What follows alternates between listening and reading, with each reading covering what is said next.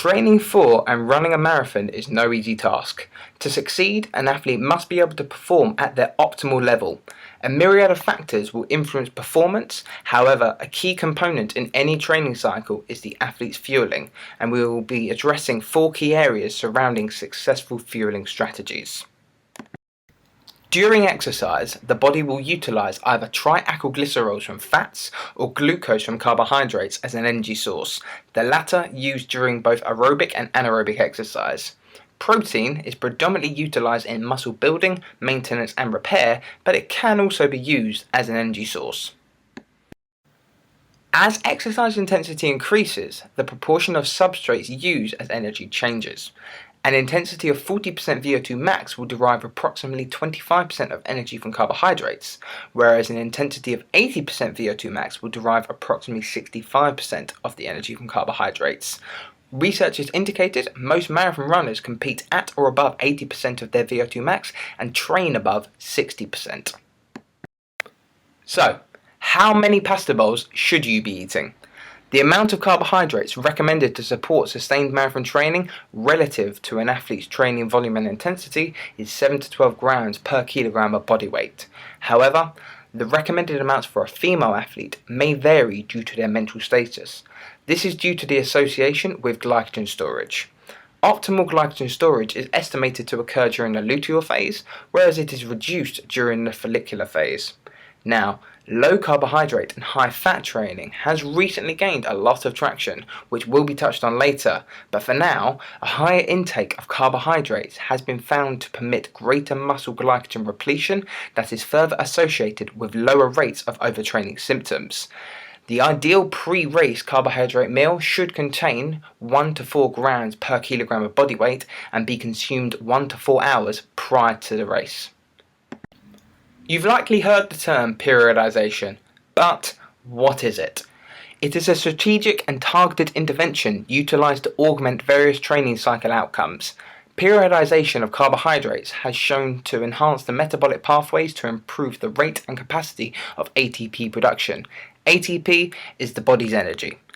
Factors influencing successful periodization include event distance, event-specific body composition norms, training volume, training location, and season. Microcycles involve the manipulation of carbohydrates in relation to specific training needs and practice of race day nutrition, along with the added benefit of gut training for carbohydrates for amount and type. As carbohydrates produce around 5.5% more ATP per litre of oxygen compared to that of fat oxidation, a higher carbohydrate intake is optimal for harder training. The higher carbohydrate availability during harder sessions may enhance the pathways of oxygen-independent glycolysis and carbohydrate oxidation. Research indicates this may have a domino effect in the proportion of substrates utilised at lower VO2 max intensities. Supercompensation protocols, or as you may have heard it, carb loading, is a process whereby the muscles can hold a greater amount of glycogen than normal. This is typically preceded by a glycogen depletion phase. The glycogen stores are significantly increased through the consumption of 10 to 12 grams per kilogram of body weight, typically over a 36 to 48 hour period prior to a race. Now, while a 3-day loading period is the most adopted form, recent research has demonstrated consumption of 10 grams per kilogram of body weight over a 1-day period significantly increases preloaded glycogen levels from 90 to 180 millimoles per kilogram of body weight, indicating a typical loading period may not be required. Runners that have adopted this protocol have attenuated the decay in their speed during the latter stages of a race, typically manifesting as a faster 5 kilometers opposed to athletes not following this protocol. As with periodization, this approach promotes higher muscle and liver glycogen along with the promotion of gut training adaptations. But when following a supercompensation protocol, athletes should reduce their fat, fiber and protein intake 1 day before a race to reduce the risk of gastrointestinal distress. What about situations when carbohydrates aren't the best approach? Or when an athlete chooses not to consume carbohydrates due to their preference or dietary requirements? If an athlete's diet is lower in carbohydrates, low muscle glycogen paired with continued training to absolute muscle glycogen depletion may increase oxidative processes, leading to improved performance through upregulated lipid metabolism. Furthermore, lower carbohydrate intake and a higher fat intake, typically reserved for slower aerobic training, may elicit improvements in key molecules related to acute and chronic adaptations, as well as accelerated specific muscular adaptations. But the question remains, if an athlete's energy isn't being derived from carbohydrates, then where is it being? Maintenance of energy balance, replenishment of intramuscular triglycerol stores, and adequate consumption of essential fatty acids are important for athletes. The dietary recommendations of fat intake for athletes are similar to or slightly greater than those made to non-athletes to promote health. Depending upon the athlete's training status or goals, the amount of dietary fat recommended can change. Generally, it is recommended to consume a moderate amount of fat, approximately 30% of their total calorie intake, or between 1 and 1.5 grams per kilogram per day. In situations where an athlete might be interested in reducing their body fat, dietary fat intakes ranging from 0.5 to 1 gram per kilogram per day have been recommended. For many years, high-fat diets have been used by athletes with the majority of evidence showing no ergogenic benefit and consistent gastrointestinal challenges. In recent years, there has been a significant debate regarding the impact of increasing dietary fat intake. One strategy, train low, compete high, refers to an acute pattern of dietary periodization whereby an athlete first follows a high-fat, low-carbohydrate diet for 1 to 3 weeks while training before reintroducing carbohydrates back into the diet.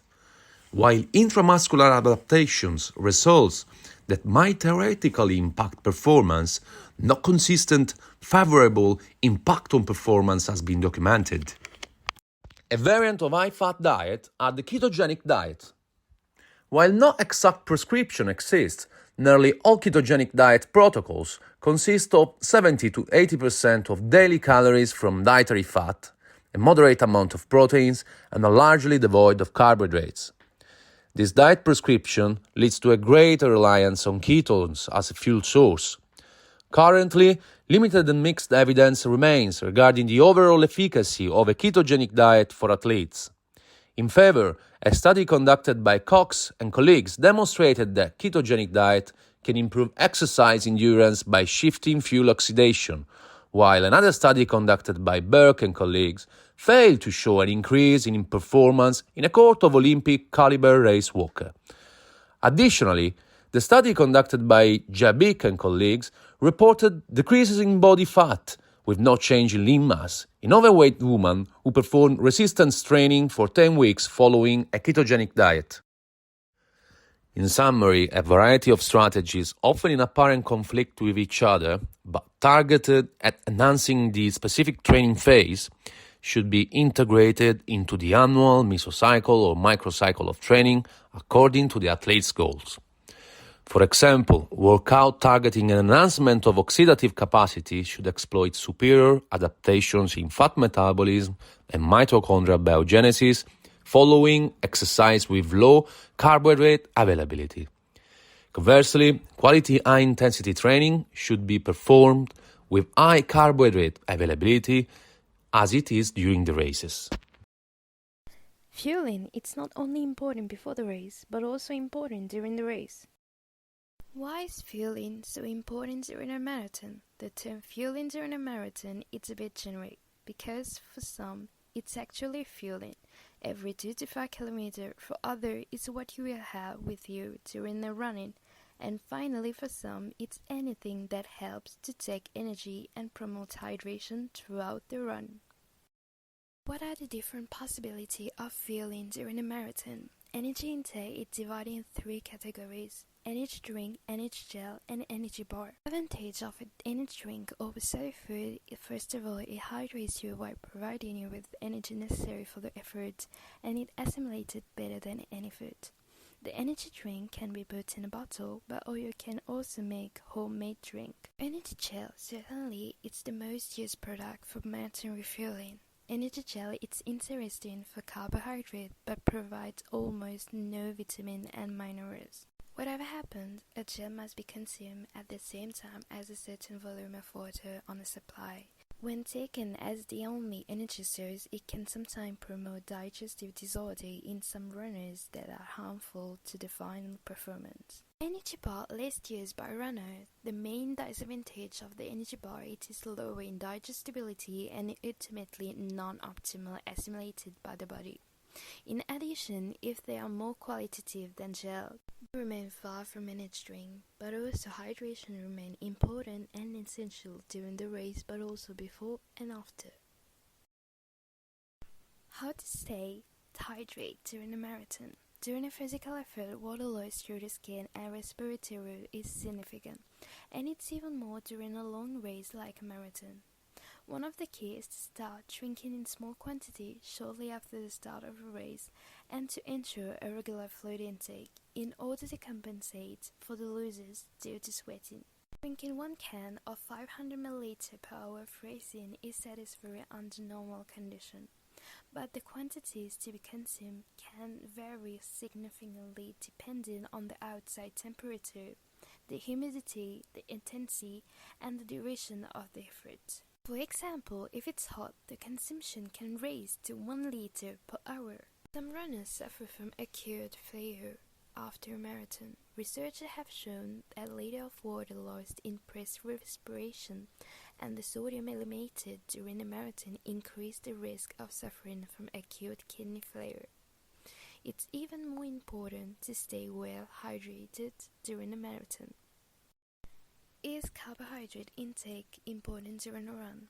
A constant intake of carbohydrate and water will allow your body to maintain a constant effort during a run.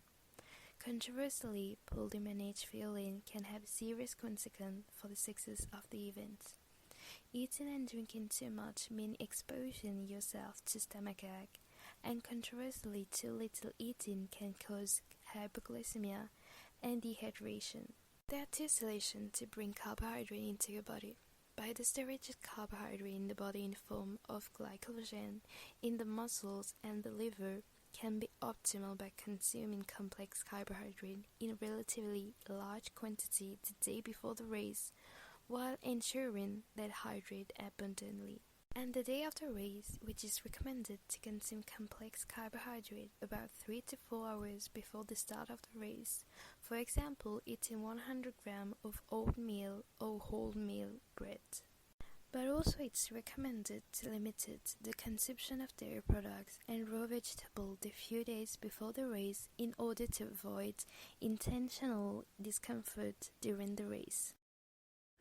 Now we are going to talk about nutrition strategies for recovering from a marathon, which is a critical component to a perfect training plan that runners often neglect. A marathon induces excessive oxidative stress to the body, compromises the immune system, causes inflammation and cellular damage. This will lead to fatigue and muscle soreness.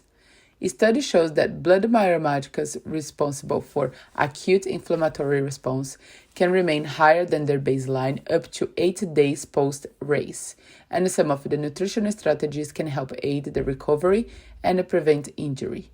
In addition, after the event, athletes must ensure that glycogen stores are replenished due to extremely depletion during the marathon, where muscle glycogen has greatly decreased during prolonged endurance exercise.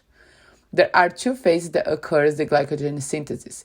The first phase has the highest rate to replenish the glycogen store more adequately, where it does not need insulin, and lasts 30 to 40 minutes.